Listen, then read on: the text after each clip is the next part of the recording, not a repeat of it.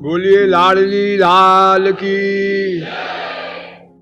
गोवर्धन उठा लिया बाएं हाथ की एक नाखून पर, एक उंगली के। हाँ, बात कुछ है। ये उस समय उनको स्मरण होता था महात्म ज्ञान का, लेकिन एक मोहिनी शक्ति होती है भगवान की, वो भक्ति का ही एक अभिन्न रूप है। वो भक्ति रूपा मोहिनी शक्ति भगवान को भी मोहित कर लेती है, भक्त को भी मोहित कर लेती है। यानी भक्त भूल जाता है भगवान के महात्म्य को और भगवान भूल जाता है अपने महात्म्य को। बुद्धि लगाए रहो। यानी भगवान अपने को साधारण मनुष्य समझ लेता है, नर। और ये जीव जो शरणागत है वो भगवान की भगवत्ता को, उनके महात्म्य को भूल जाता है। इसलिए जिस भाव से जो प्यार करता है, बस दोनों को वही भाव याद रहता है। मैं दास, तो उनको याद है मैं स्वामी, मैं स्वामी। भगवान नहीं, खाली मैं स्वामी।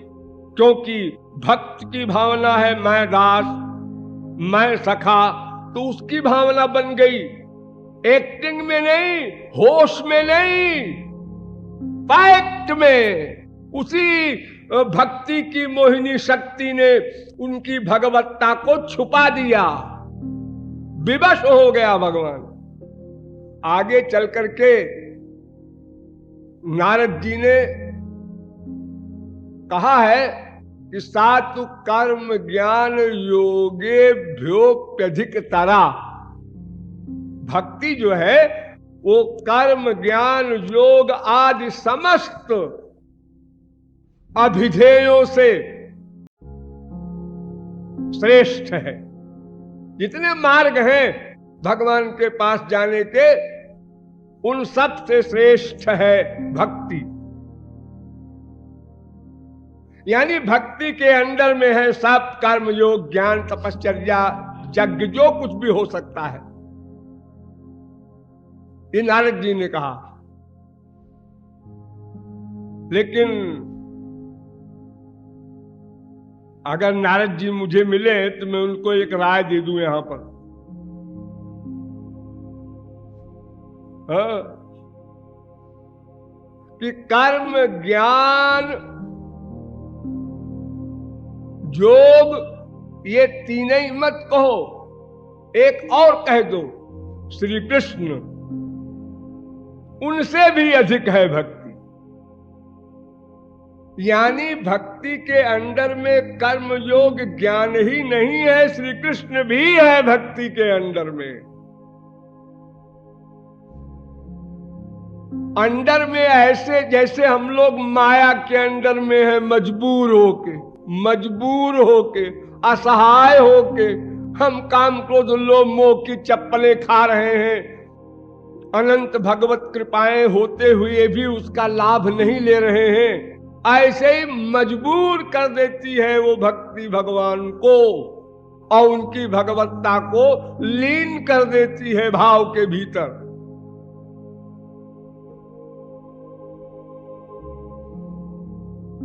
अहम भक्त पराधीन, स्वयं भगवान कह रहे हैं। यह स्वतंत्र, वेदों ने कहा स्वतंत्र कर्ता, वो तो परम तंत्र स्वतंत्र है भगवान। परवश जीव स्ववश भगवंता, स्वयं प्रकाश्य है।